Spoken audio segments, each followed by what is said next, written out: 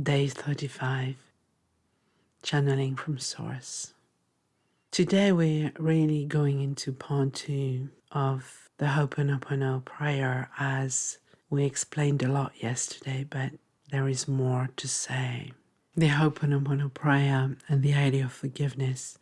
So the prayer is used in various order, and the order doesn't really make much of a difference. Some people will start with "I'm sorry, please forgive me, I love you, thank you." Some people will start with "I love you." The most important thing is to remember that that prayer brings anybody who does it into the connection, gratitude, forgiveness, responsibility, all of these. Therefore, opening whoever says it to a higher level of being. As we said yesterday, it creates a bridge between the world of the mind and its creation, which are mostly based on untruths, and the world of the heart, which is based on truth, divine truth. Please go back to yesterday's channeling to go deeper into this. What we want to add today is the idea of responsibility. Dr. Hewland had the divine inspiration to use this prayer, taking total responsibility. I own this. It is mine. This was the opposite of blame and projection. So as he was looking on these files, he totally owned his reactions. He totally owned his limitations, his judgment. And as a matter of fact, you would mostly agree that every human being who has clearly gone beyond average into some level of enlightenment or love or expanded awareness share that quality. The quality of humility, compassion, the quality of not projecting, of not reacting, of accepting all that is, of having a sense of inner love that defies the inner standing of most people, the non-judgment, the non-resistance, the level of awareness where they can see through the layers of whatever we want to call them, the victimization, the programs, the erroneous beliefs, the likes of Jesus, for example. One of the most beautiful example was able to heal people instantly. Why?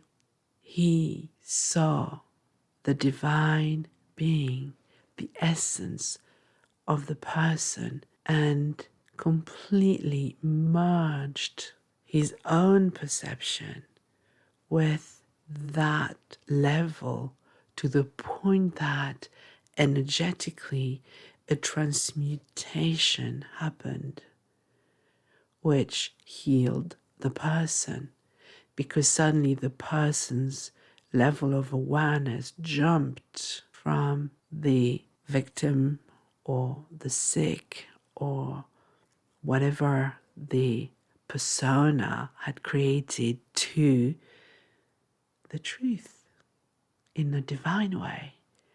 And there was no more parasitic idea or limited thoughts and programs and emotions. In a way, Dr. Hugh Lane, through his prayer, replicated this formula of being able to clear his own self, his own ego from what is in the way of the divine manifestation of all that is. And he was able to completely free criminals some of them sedated, some of them shackled, without seeing them. That still baffles the very rational, left brain, scientific people of this world who will find many logical ways of explaining why this might just be a story, why it's not going to work for everybody, or why this and this and that.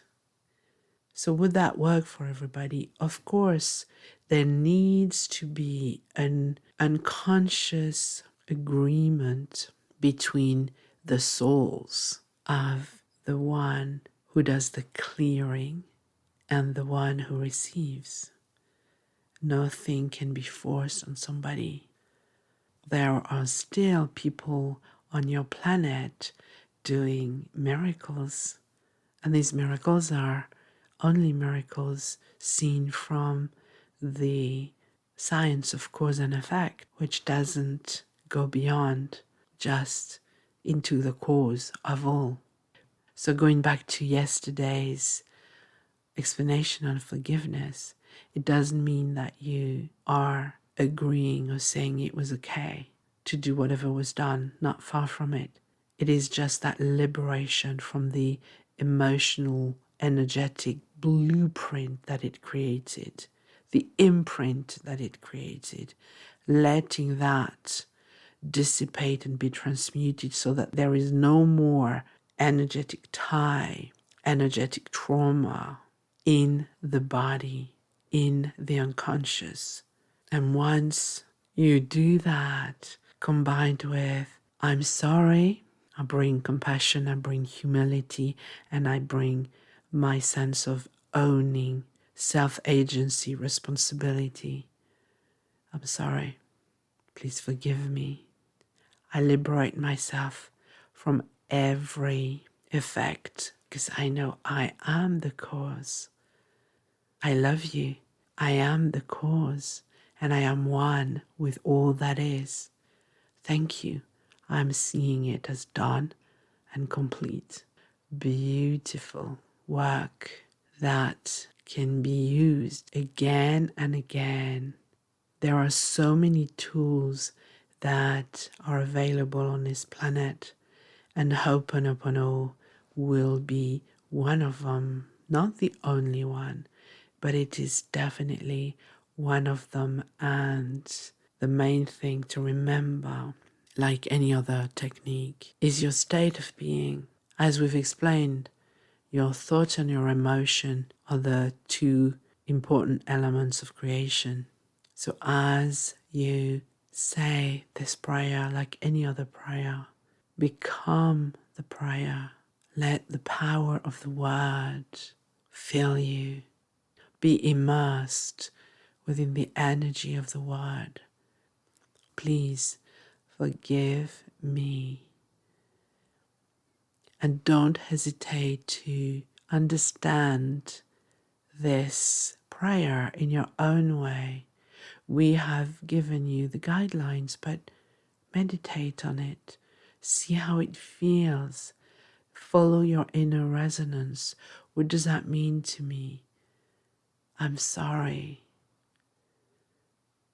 The ego is going to go off on a rant.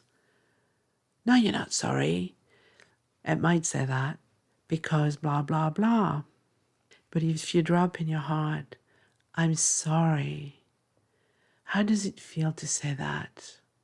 I'm sorry. Start with saying that to yourself. I'm sorry. Take an aspect of you, maybe something that you would love to forgive yourself for, but you haven't managed to fully drop into yet. Feel that aspect of you.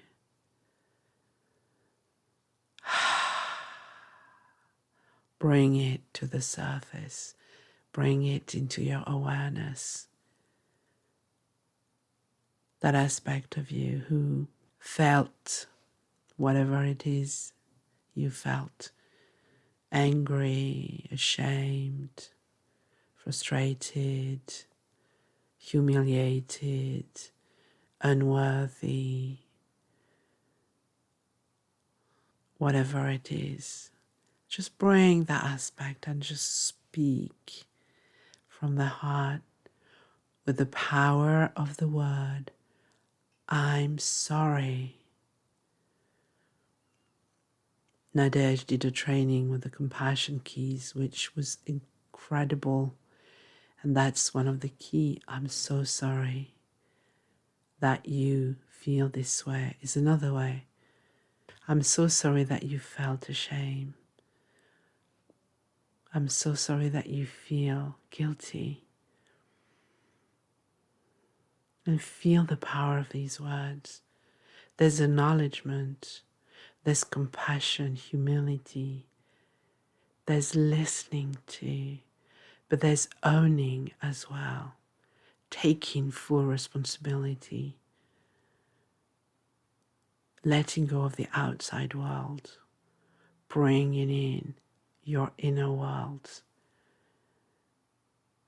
Please forgive me, bringing even more of that humility, being so open and vulnerable, that authentic self, being open to that liberation, which happens with the forgiveness, which really means untie me from that, liberate me from that. I love you, bringing the connection to the quantum field, to the divine truth of who we are, to the whole of who we are. All that is the source, the power that creates worlds, the source that I am, connection, wholeness, oneness. We are one.